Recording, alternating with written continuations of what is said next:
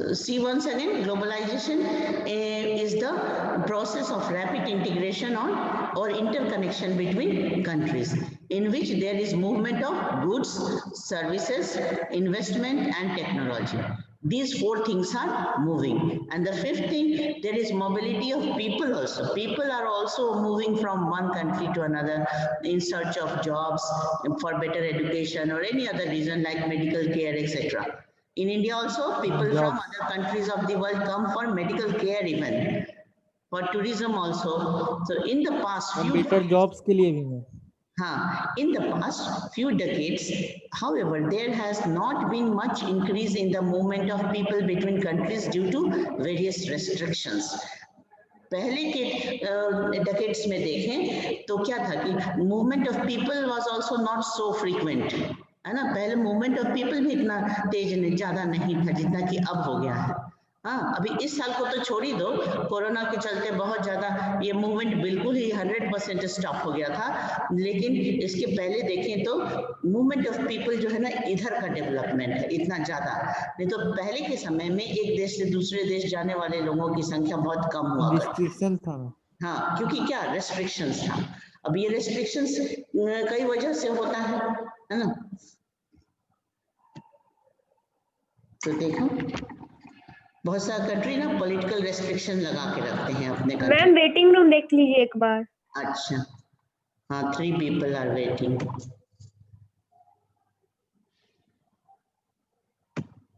Shubham, any other?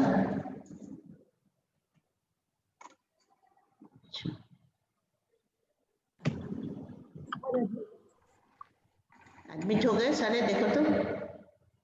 Yes ma'am, 20 participants. Alt plus U.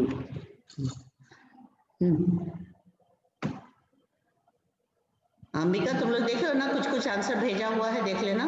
Factors that have enabled. Yes ma'am भेजे है ना. Globalisation के factors क्या क्या है, इस पर भी एक क्वेश्चन बन सकता है कि what are the factors of globalisation.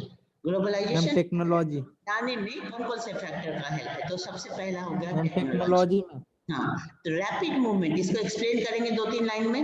Rapid improvement in technology has been major factor that has stimulated globalisation progress. पहले क्यों नहीं होता था इतना ग्लोबलाइजेशन, क्योंकि टेक्नोलॉजिकल डेवलपमेंट नहीं था, इसलिए. Pooja, Siddharth and Ayush enter. Okay ma'am, पहले इंटरनेट भी नहीं था मैम, जैसे अमेज़न से मैम कोई भी मैम शॉप कर सकते हैं. हाँ, इंटरनेट तो बहुत बड़ा फैसिलिटी हुआ ना.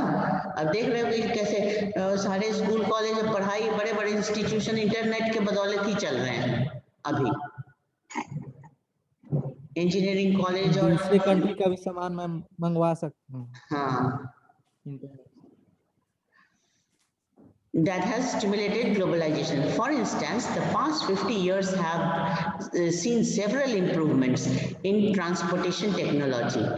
This has made much faster delivery of goods across long distances possible at lower cost. ठीक है. अब उसमें टेक्नोलॉजी और ये पीपल के मोबिलिटी में ट्रांसपोर्टेशन का भी बहुत बड़ा हाथ है ना. इंटरनेट, ट्रांसपोर्टेशन, जैसे air services, containers for transport of goods. ये देख रहे हो ना, ये कंटेनर्स, ये पैक्ड और सील्ड कंटेनर्स होते हैं. इसको क्रेन के हेल्प से उठाकर लोड कर लिया जाता है. Goods are placed in containers that can be loaded intact onto ship, railways, planes or trucks. Containers have led to huge reduction in port handling cost and increase the speed with which exports and can reach market. ये जो container service है ना, ये बहुत बड़ा development है. ये भी रिसेंट डेवलपमेंट है. ये भी पिछले 30 साल के अंदर का डेवलपमेंट है. कि पहले क्या होता था कि गुड्स को हैंडल करने में बड़ा प्रॉब्लम होता था. अब कोई भी गुड्स है तो वो कंटेनर के फॉर्म में, बिल्कुल सील्ड फॉर्म में आता है. तो ये शिप में लोड कर लो या ट्रक में लोड कर दो या ट्रेन में लोड कर दो. ट्रेन के जो गुड्स ट्रेन होता है उसमें ये कंटेनर लोड हो जाते हैं. Similarly, the cost of air transport has fallen. This has enabled much greater volumes of goods being transported by airlines. पहले के समय में एयरलाइंस बहुत कॉस्टली हुआ करता था, अभी एयरलाइंस भी comparatively cheaper हुआ है. Even more remarkable have been the developments in information and communication technology. ये हो गया, यही तो सबसे बड़ा है, इंफॉर्मेशन है. Yeah. And communication technology. In recent times, technology in the areas of telecommunications, computers, internets has been changing rapidly. अब ये फैक्टर कितना इम्पोर्टेंट है, अभी क्या पढ़ रहे हो, फैक्टर्स ऑफ ग्लोबलाइजेशन पढ़ रहे हैं, तो उसमें ये फैक्टर बहुत इम्पोर्टेंट है, इंफॉर्मेशन एंड कम्युनिकेशन टेक्नोलॉजी का डेवलपमेंट, जिसमें क्या क्या है, telecommunication, computers, internets has been changing rapidly. Telecommunication facilities जिसमें है telegraph, telephone, mobile, fax are used to contact one another around the world, है ना. Within no time you can contact in any part of the world, to access information instantly and to communicate from remote areas. This has been facilitated by satellite communication. अब देखो ये information and communication technology को इतना बढ़ाने वाला कौन है, तो सैटेलाइट कम्युनिकेशन डिवाइसेस, इससे ये कनेक्ट होते हैं और इसलिए ये बहुत रैपिडली वर्क करते हैं. As you would be aware, computers have now entered almost every field of activity. You might have also ventured into the amazing world of internet where you can obtain and share information on almost anything you want to know. Internet also allows us to send instant electronic mail and talk across the world at negligible cost. मतलब cost भी ज़्यादा नहीं है. India से America, USA या UK या Germany कहीं भी बात कर लो, अब ये कॉस्टली भी नहीं है. इंटरनेट कॉस्ट लो है, हाँ, सबका कॉस्ट बहुत डिक्रीज हुआ है.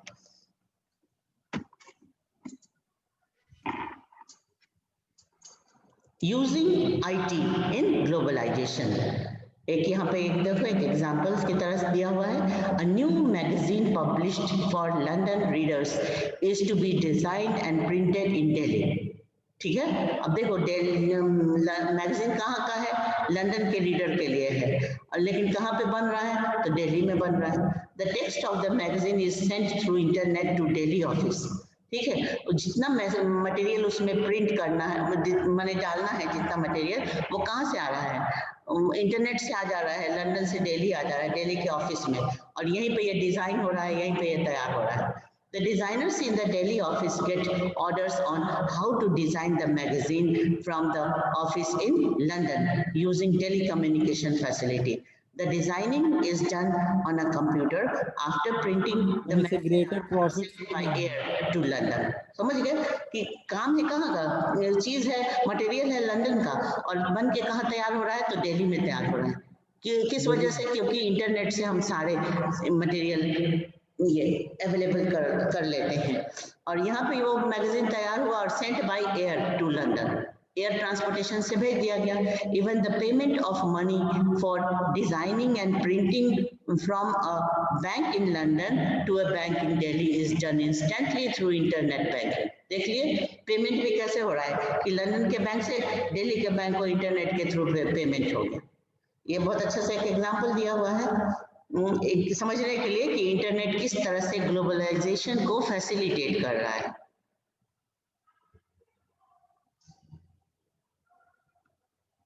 अब व्हाट इज लिबरलाइजेशन? ग्लोबलाइजेशन का ही एक हिस्सा है लिबरलाइजेशन. बिना लिबरलाइजेशन के ग्लोबलाइजेशन नहीं हो सकता है. लिबरलाइजेशन क्या है कि कोई भी कंट्री अपने अंदर जो ट्रेड बैरियर लगाता है या कुछ रेस्ट्रिक्शंस लगाता है, स्ट्रॉन्ग पॉलिसीज हैं वो रेस्ट्रिक्शन के, वो सब हटा देना, इसको कहते हैं liberalisation. Liberalisation of foreign trade and foreign investment policy. पहले ना लिबरलाइजेशन नहीं था, बहुत ही स्ट्रिक्ट रूल थे कि कहीं किसी दूसरे कंट्री से ही तुम्हारे कंट्री के अंदर सामान नहीं आ जा सकता था. उस पर अगर आ भी रहा है तो बहुत ज़्यादा इम्पोर्ट ड्यूटी है, बहुत ज़्यादा रिस्ट्रिक्शन है. हाँ, तो और अब क्या है, इतना लिबरलाइज हो गया कि फॉरेन इन्वेस्टमेंट करना आसान हो गया। Let us return to the example of imports of Chinese toys in India. Suppose the Indian government puts a tax on import of toys. What would happen? Those who wish to import these toys would have to pay tax on this. Because of the tax, buyers will have to pay higher prices on imported toys. Chinese toys will no longer be cheap in the Indian market. अब Indian market में तो Chinese toy बहुत cheap rate में बिके हैं, लेकिन अगर हम लोग उस समय बहुत हाई रेट लगा देते, इंपोर्ट ड्यूटी लगा देते, तो वही टॉय इंडियन मार्केट में आते आते बहुत कॉस्टली हो जाते and imports from China will automatically reduce. अभी बहुत सारे जो आपको पॉलिटिकल कॉन्फ्लिक्ट ये सब चल रहा है, इस वजह से ये सब बातें आती है ना कि अब चाइनीज सामान नहीं यूज करना है, तो उसको हम लोग क्या करेंगे, बहुत सारा रेस्ट्रिक्शन लगा देंगे कि चाइना का सामान इजीली इंडिया में आ ही नहीं सकेगा अगर वैसा करना चाहे तो। मैम ट्रेड बैरियर, हाँ वही है ट्रेड बैरियर, बहुत सारे रेस्ट्रिक्शंस लगाने को ही ट्रेड बैरियर कहते हैं। और एक बहुत अच्छा एग्जांपल है कि इंपोर्ट का जो टैक्स है वो इतना बढ़ा दो कि वो सामान इंडिया में आते आते बहुत कॉस्टली हो जाएगा, तो लोग नहीं खरीदेंगे। Tax on import is an example of trade barrier. It is called a barrier because some restrictions has been set up. Governments can use trade barriers to increase or decrease foreign trade. समझे, अगर हमको foreign trade बढ़ाना है तो हम ये barrier कम कर देंगे, फॉरेन ट्रेड को घटाना है तो हम ये रिस्ट्रिक्ट रूल्स लगा देंगे, ट्रेड बैरियर लगा देंगे। तो इंक्रीज करना है कि डिक्रीज करना है, वो सारे हमारे पॉलिसी पे डिपेंड करता है कि ट्रेड बैरियर किस तरह का है, what kinds of goods and how much of each should come into the country, ये सब डिसाइड होता है किससे, अपने ट्रेड बैरियर से। The Indian government after independence had put barriers, यही तुम्हारे आंसर में हमने भेजा है, ठीक है, यहीं से वो लिखा हुआ है आंसर, ठीक है। Why Indian government put lot of trade barriers after independence? 1947 में कंट्री इंडिपेंडेंट हुआ और तुरंत बाद बहुत हम ट्रेड बैरियर लगा दिए, क्योंकि फॉरेन के सामान को अपने यहाँ आने नहीं देते थे। क्यों? क्योंकि उस समय का सिचुएशन ही ऐसा था कि अभी नए नए इंडस्ट्री ग्रो कर रहे थे और बहुत कम प्रोडक्शन हो रहा था, तो अपने ही कंट्री के प्रोडक्शन को पहले अपने कंट्री के अंदर कंज्यूम होना चाहिए, अपना मार्केट नहीं खराब होना चाहिए। तो इसलिए अगर दूसरे कंट्री से सामान आने लगता तो क्या होता कि वो जो प्रोड्यूसर्स थे अपने कंट्री के, वो बहुत लॉस में चले जाते। तो इसलिए शुरुआत के समय में ऐसा किया गया था, ट्रेड बैरियर लगाया गया था, है ना। उसी का एग्जांपल यहाँ देखो। तो इंडिपेंडेंस के तुरंत बाद had put a barrier to foreign trade and foreign investment. This was considered necessary to protect the products within the country from foreign competition.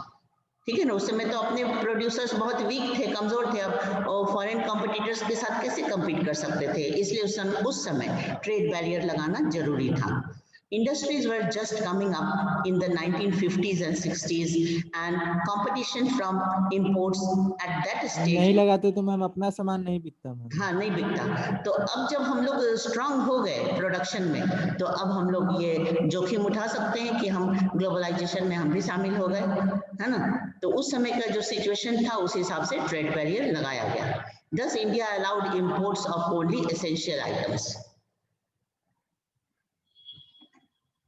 Essential item क्या कहते हैं? Machinery, fertiliser, petroleum. अब तो फर्टिलाइजर भी हम नहीं करते हैं, फर्टिलाइजर इंडिया में ही बहुत मैन्युफैक्चर होता है। Note that all developed countries during the early stages of development have given protection to domestic producers through a variety of means.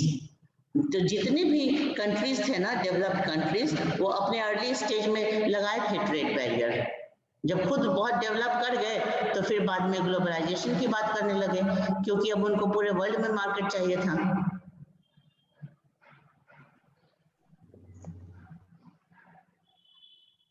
उससे ग्रेटर प्रॉफिट होता है। हाँ देखो, अब यहाँ देखो 1991, starting around 1991 some far reaching changes in policy were made in India. तो India में कब से हम ग्लोबलाइजेशन में कदम रखें? 1991 से। The government decided that the time has come for Indian producers to compete with producers around the globe. अब पूरे वर्ल्ड में जाने से फायदा होगा ना कि हमको बहुत बड़ा मार्केट मिलेगा, बहुत तरह की टेक्नोलॉजी मिलेगी, ग्लोबलाइजेशन का बहुत सारा फायदा है। It felt that competition would improve the performance of production within the country since they would have to improve their quality. अगर हम वर्ल्ड मार्केट में जाएंगे तब ना हमें अपना ये पता चलेगा, अपना स्टेटस पता चलेगा कि हमारे प्रोडक्शन जो है वो किस क्वालिटी के हैं और उस हिसाब से हम भी अपनी क्वालिटी को इम्प्रूव करेंगे। This decision was supported by powerful international organizations. हाँ, पूरे इंटरनेशनल ऑर्गेनाइजेशंस इसको सपोर्ट करते हैं, किसको?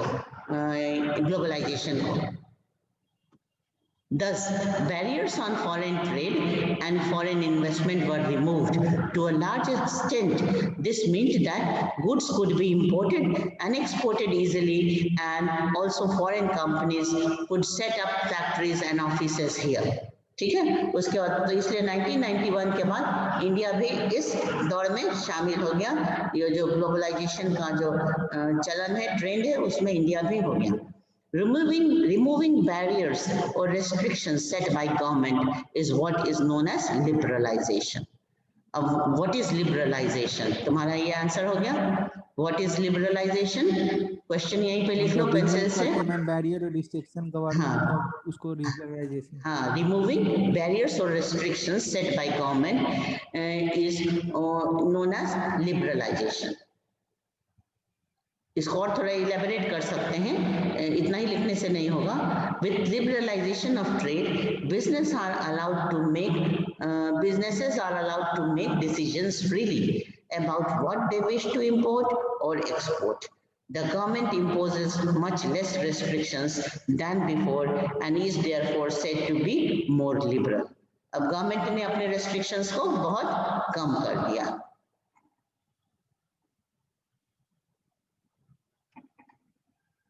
वर्ल्ड ट्रेड ऑर्गेनाइजेशन, इस पर भी क्वेश्चन है कि what is the full form of world trade organisation, what is the role of world trade organisation, ठीक है ना। Who dominates the world trade organisation? दुनिया के कुछ डेवलप्ड कंट्रीज हैं, वही इसको डोमिनेट करते हैं वर्ल्ड ट्रेड ऑर्गेनाइजेशन को। तो ग्लोबलाइजेशन में वर्ल्ड ट्रेड ऑर्गेनाइजेशन का भी रोल है, ये देखो। यूएनओ का ये एक ऑर्गेनाइजेशन है, यूनाइटेड नेशंस ऑर्गेनाइजेशन है ना, उसी का एक एजेंसी ये भी है, एक ऑर्गेनाइजेशन जिसको कहते हैं world trade organisation, WTO। We have seen that the liberalization in foreign trade and investment in India was supported by some very powerful international organizations. These organizations say that all barriers of foreign trade and investment are harmful. There should be no barriers. ठीक है? There should be no barriers.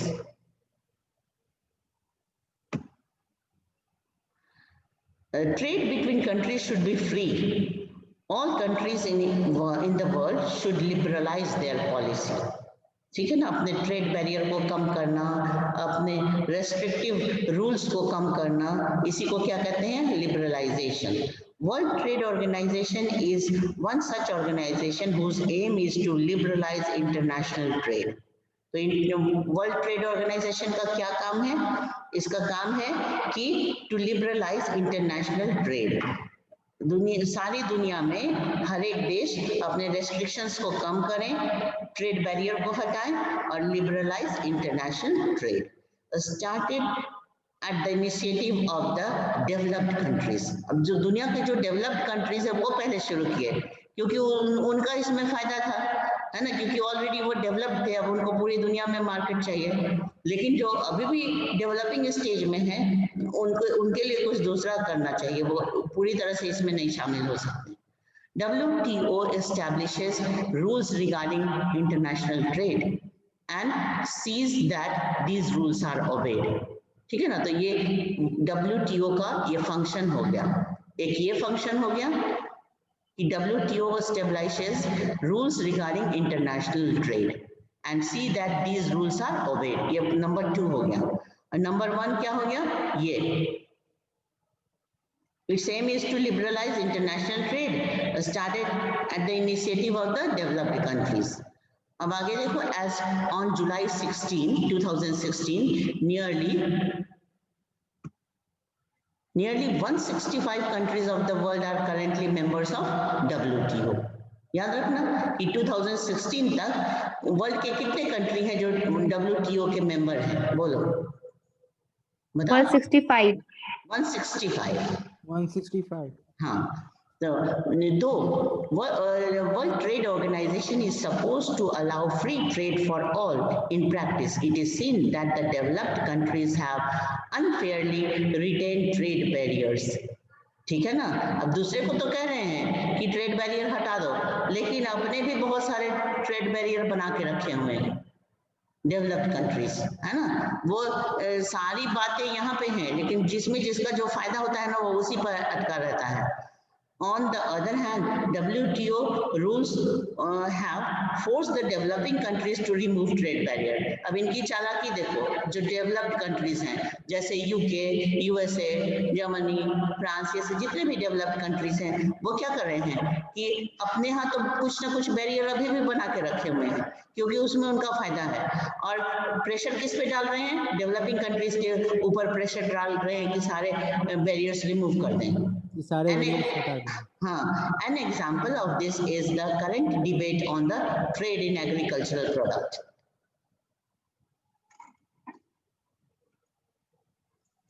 You have seen एक debate देखो इसी trade barrier पर, जो कि developed countries developing country के ऊपर क्या प्रेशर डाल रहे हैं। You have seen in chapter 2 that the agricultural sector provides the bulk of employment and a significant portion of the GDP in India. India जैसे कंट्री में जहाँ की एग्रीकल्चर मेन ऑक्यूपेशन है, तो यहाँ का एम्प्लॉयमेंट का बहुत बड़ा सोर्स एग्रीकल्चर ही है, और जीडीपी का भी एक बहुत बड़ा परसेंटेज एग्रीकल्चर ही देता है। Compare this to a developed country such as US with the share of agriculture in GDP at 1%, and its share in total employment is a tiny 0.5%. देखो कितना कम है यूएसए में। जीडीपी में उनके एग्रीकल्चर का share 1% है और 0.5% है उनके एम्प्लॉयमेंट में। लेकिन इंडिया में तो ये बहुत ज्यादा है। इंडिया में तो एग्रीकल्चर का शेयर कितना रहता है जीडीपी में, बताओ, याद है?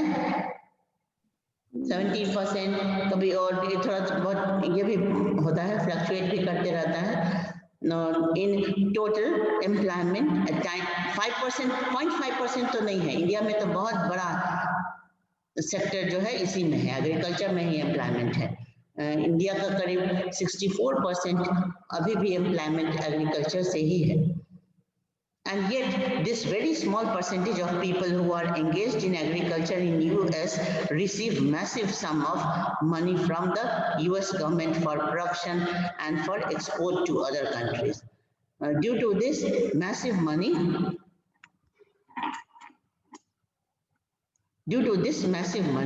that they receive, US farmers can sell the farm products at abnormally low prices. अब उनको तो इतना ज़्यादा मिल रहा है गवर्नमेंट की तरफ से ये सारे करने के लिए, प्रोडक्शन के लिए, कि वो बहुत लो प्राइस पे दूसरे कंट्री में अपने फार्म प्रोडक्ट सेल कर देंगे। तो डेवलपिंग इंडिया जैसे डेवलपिंग कंट्री का क्या हालत होगा कि यहाँ के फार्मर तो मर जाएंगे फिर।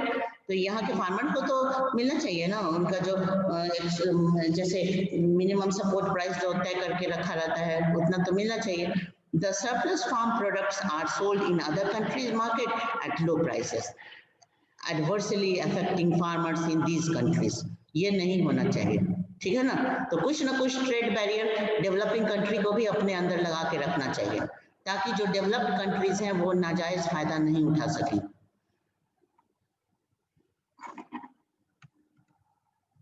Developed countries are therefore asking the developing countries are therefore asking the developed country governments, we have reduced trade barriers as per WTO rules, but you have ignored the rules of WTO and have continued to pay your farmers vast sum of money. You have asked your government to stop supporting our farmers, but you are doing so yourselves. Is this free and fair trade? है ना, ये बहुत important है है ना। इसलिए कहा जाता है कि वर्ल्ड ट्रेड ऑर्गेनाइजेशन की बात को हम पूरी तरह क्यों माने, क्योंकि वर्ल्ड ट्रेड ऑर्गेनाइजेशन को तो डोमिनेट कर रहा है यूएसए और यूके जैसे कंट्री उसको डोमिनेट कर रहे हैं, और वो अपने फायदे की बात करते हैं और डेवलपिंग कंट्री पे सारा प्रेशर डालते हैं। तो डेवलपिंग कंट्री में अगर लो रेट के ग्रेन्स आप सप्लाई करने लगेंगे तो यहाँ की तो इकोनॉमी ही खराब हो जाएगी, यहाँ के फार्मर्स की हालत खराब हो जाएगी, है ना।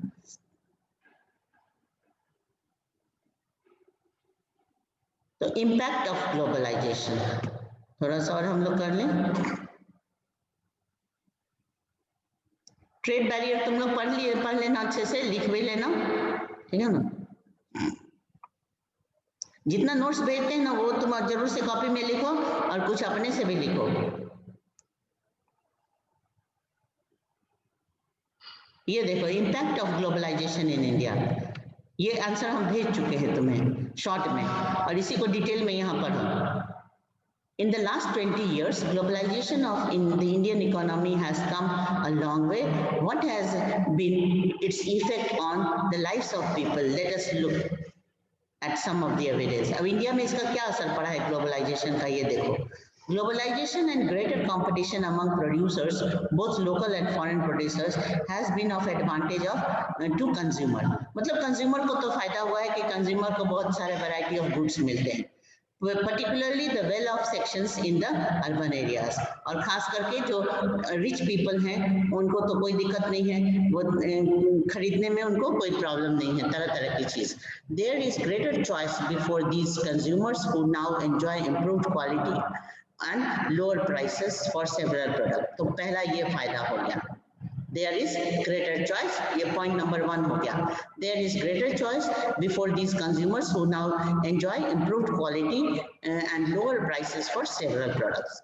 As a result, these people today enjoy much higher standard of living. ये सब आप एक ही point में लिख सकते हैं। Among producers and workers, the impact of globalization has not been uniform. है ना, प्रोड्यूसर्स और वर्कर्स पे इस पे बराबर अच्छा इक्वल इफेक्ट नहीं पड़ा है। Firstly, MNCs have increased their investment in India over the past 20 years, which means investing in India has been beneficial for them. MNC क्यों तेजी से इन्वेस्ट कर रहे हैं इंडिया में, क्योंकि वहाँ है इन्वेस्ट करना उनके लिए बहुत फायदेमंद है। अब यहाँ का फायदा देखो कि यहाँ के लोगों को फायदा है कि नहीं। थोड़ी समय के लिए तो देखो तो एम्प्लॉयमेंट ये लोग देते हैं, बहुत एम्प्लॉयमेंट अपॉर्चुनिटी बहुत बड़ा है, लेकिन जो एम्प्लॉइज हैं, जो वर्कर्स हैं, उनको जो बेनिफिट मिलना चाहिए लेबर लॉ के अंदर वो सब ये लोग नहीं देते हैं, है ना। ये लोग बहुत एक्सप्लॉइटेशन करते हैं, ज़्यादा घंटे का काम लेते हैं और उसके हिसाब से पेमेंट कम देते हैं। MNCs have been interested in industries such as cell phone, automobiles, electronic, soft drink, fast food, or services such as banking in urban areas. These products have a large number of well-off buyers. In these industries and services, new jobs have been created. Also, local companies supplying raw material to this industry have prospered. ठीक है, ये भी एक फायदा है कि जो local companies हैं इंडिया के वो अपना रॉ मटेरियल देते हैं एमएनसी को, है ना, और इस तरह से लोकल कंपनी भी फ्लरिश कर रहे हैं। लेकिन कुछ ड्रॉबैक भी है ना, फायदा ही नहीं है पूरा।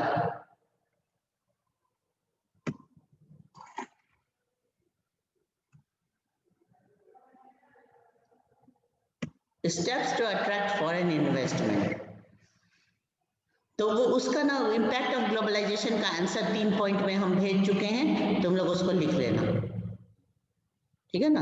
अब हम क्या करते हैं, इतना ये इसको कंप्लीट कर ले हम लोग आज, और उसके बाद फिर तुम्हारा नेक्स्ट संडे तुम्हारा एसएसटी का एग्जाम है, प्री बोर्ड का। Steps to attract foreign investment. In recent years, the central and the state government in India are taking special steps to attract foreign companies to invest in India. In industrial zones called special economic zones are being set up.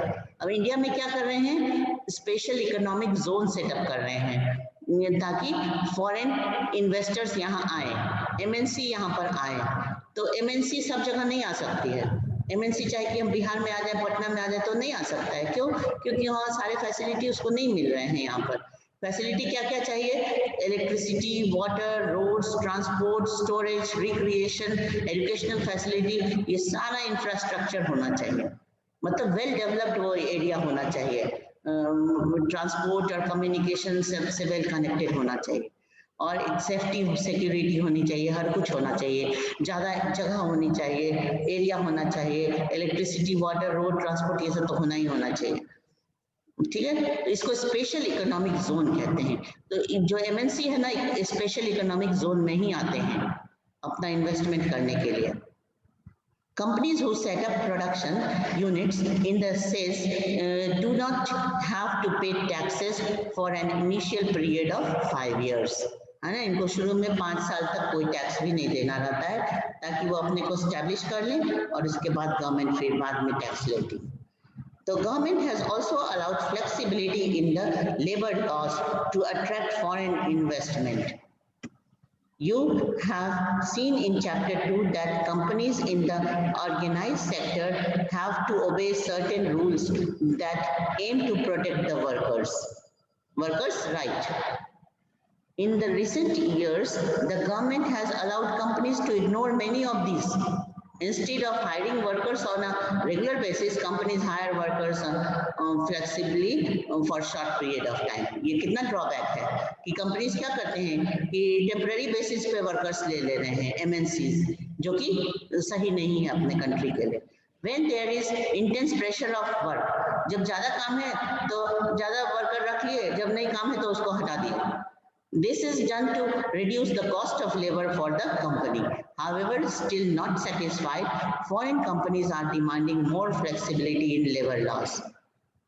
इतना के बाद भी वो satisfied नहीं है और flexibility चाहिए labour law में। लेकिन गवर्नमेंट को हमेशा अपने एम्प्लॉइज का भी देखना चाहिए। ये मतलब ग्लोबलाइजेशन के चक्कर में अपने कंट्री के पीपल का एक्सप्लॉयटेशन भी नहीं होना चाहिए। मानते हो कि नहीं है बात?